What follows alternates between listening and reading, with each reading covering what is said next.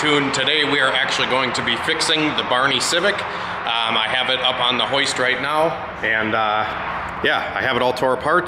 Took it apart last night and got the old transmission out of it. So yeah, now I have the transmission up on the bench, and I actually took the transmission apart last night. I didn't film any of it, but I did get the gear stacks out of the transmission and inspected everything.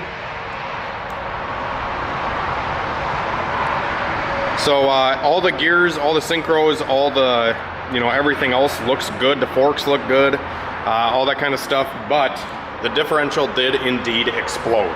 So I did mention that at the track, that the differential let go. And here's the proof in the pudding.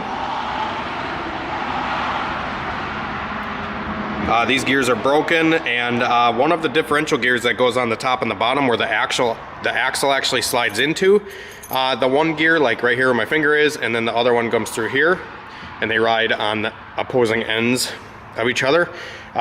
One of the gears was actually laying in the case, like it completely fell out of the differential. So no bueno. Definitely have to get a new differential for the Honda. And thank you so much to Travis Lacoste.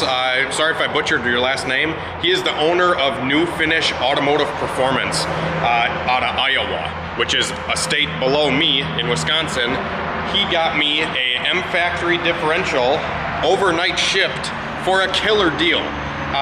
Like, this guy just came in clutch. I cannot thank him enough. Definitely go check him out on Facebook if you guys have Facebook, and tell him Hunter Toon sent you. Go get some parts from the guy. He seems really cool and really helpful. Like I said, I got an M Factory differential overnighted for the Barney Civic. So without further ado, we are going to be putting this thing all back together. So sorry, the bench is a little bit of a mess right now. I actually had to swap out my Harbor Freight impact because it died on me. That's actually the second Harbor Freight impact that is broken on me, and I think this is the last time I can swap it out. They're getting mad at me. But I'm very hard on my tools. So don't mind the starting fluid, don't ask. So as you guys can see, we have some red Loctite out, and we have the differential all assembled here. This is the new M Factory unit that will be going into the car. I also decided to upgrade the bearings to a ball bearing style. Here, I'll grab the instructions. Like I said, sorry for the mess. I'm literally in the middle of building a tranny. Don't hate me. So this is the instructions that they give you, the differential bearing conversion instructions. So it gives you a layout here of running a shim, and then a bearing, and then another shim, and then the differential, and then another shim, and another bearing. So when you put these bearings on to the differential, first you have to actually put the speedo gear onto the differential, which is a little bit tricky for some people, but if you guys have a torch, like a good torch, and I just have like literally 5,000 of these differentials laying around. So what I did is I just took this one out of a bin, and first you would probably have to take the bearing off, but this one had like the outer shell already off of it, so the speedo gear could slip over it. And that's what I did. I just took an acetylene torch. Me and my neighbor here out at the shop actually just took an acetylene torch to it, flipped it upside down like this, and then just heated it, spun it, heated it, spun it, heated it, and then just gave it a light tap with a hammer, and it just fell right off. And then to put it onto the new differential, we just heated it up just so slightly and gave it a few taps and worked the speedo gear onto the new diff. So that is definitely a needed thing for something like this, because boost by gear, we need a speedometer, so we needed to put that speedo gear onto the diff. They do not come with them pre-installed, which, is what it is.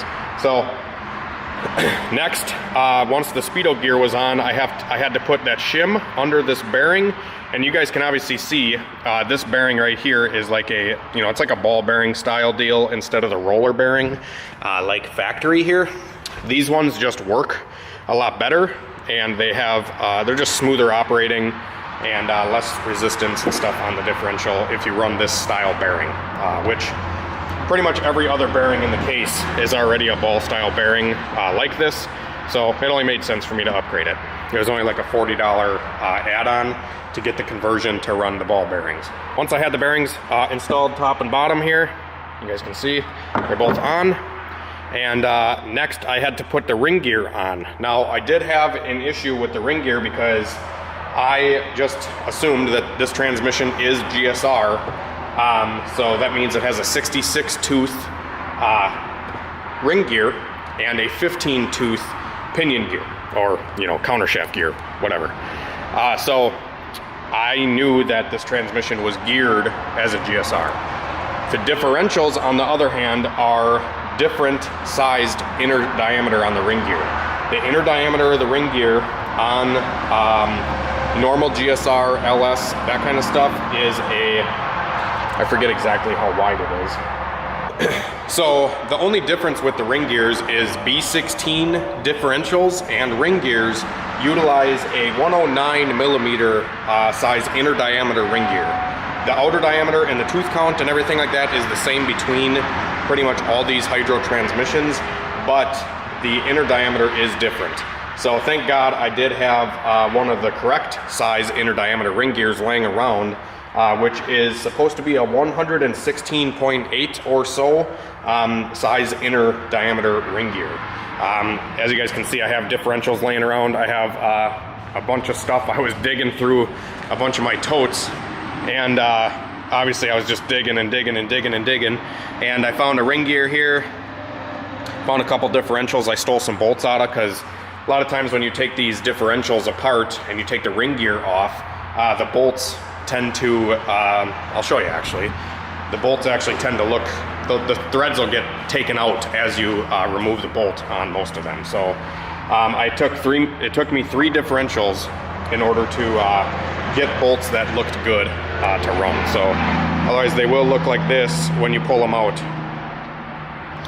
You obviously don't want them to look like that. You want them to look at least like this, where the threads are not too mangled up.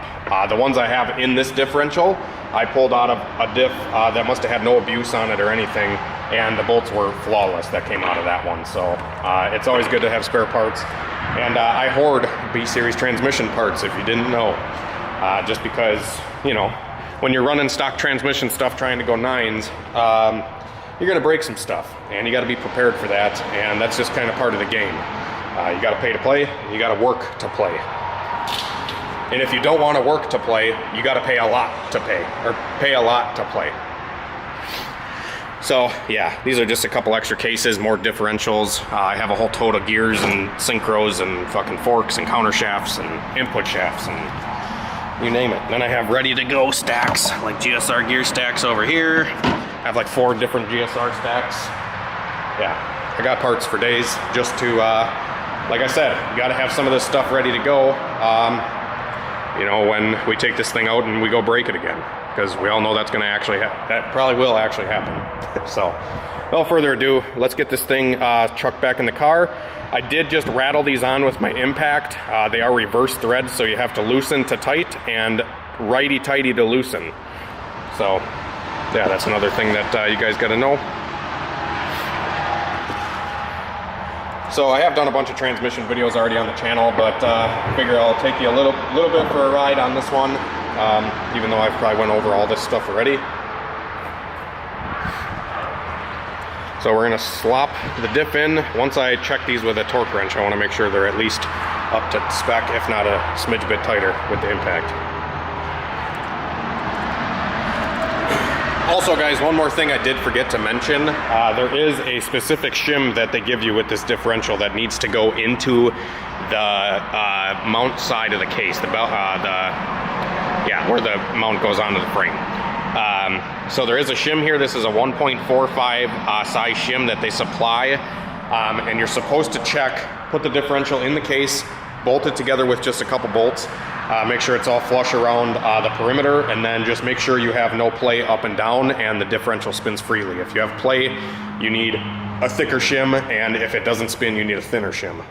But the shim they give you works on 90 to 95% of all transmission builds, so that's cool. It says right in the instructions, it says it will work with 90% of you know, transmissions. That's why they supplied that shim, and you should be good to go.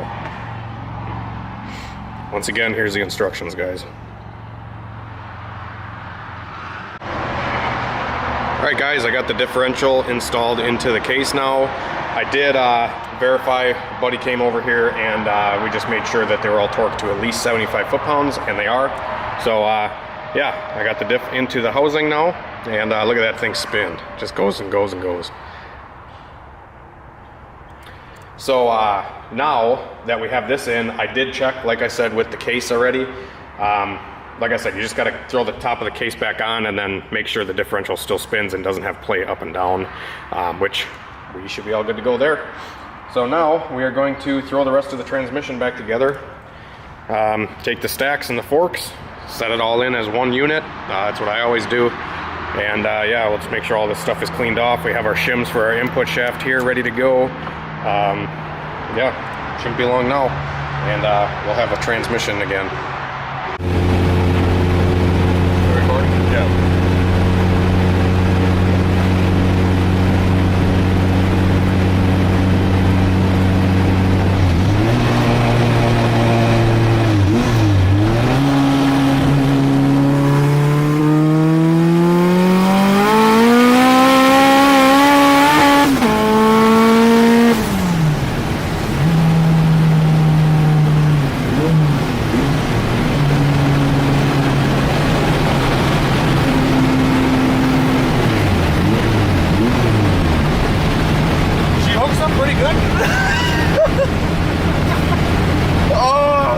Back to the shop so I can poop.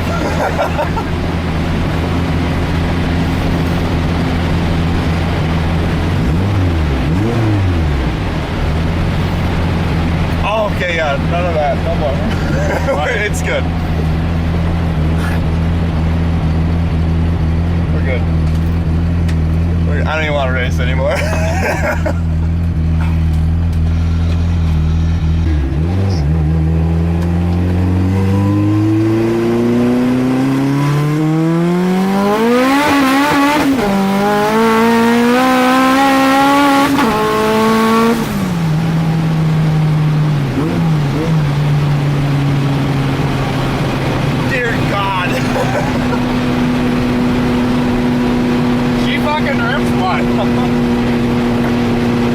Yeah, LSD fucking pumps pretty good. Yeah, you don't fucking say.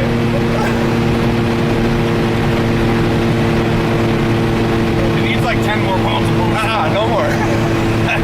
You do that in your own discretion.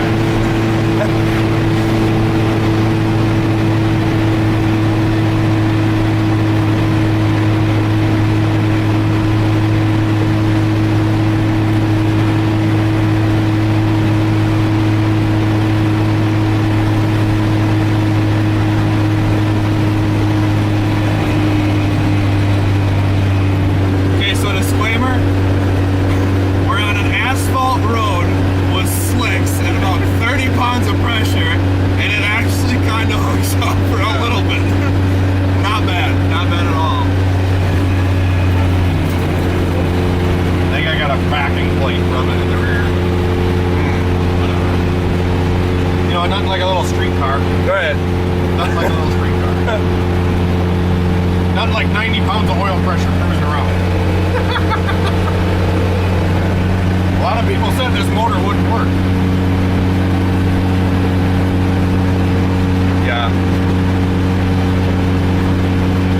Whew.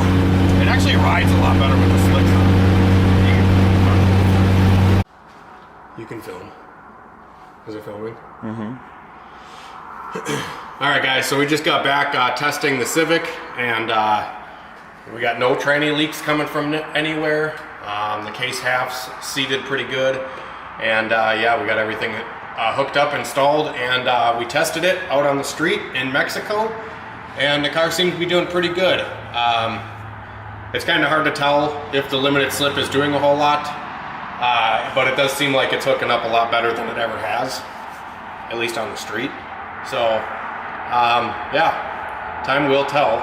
We also put a crank pulley on it, or a damper from ATI. So I did get this ATI super damper installed, and yeah, this hopefully will help us keep the oil pump alive and the bearings in the motor a little longer, because the ATI dampener is supposed to help with vibrations on the bottom end. And yeah, you run them anytime you want to rev over like the stock rev limiter, you should put a damper on it, just because it helps out a ton.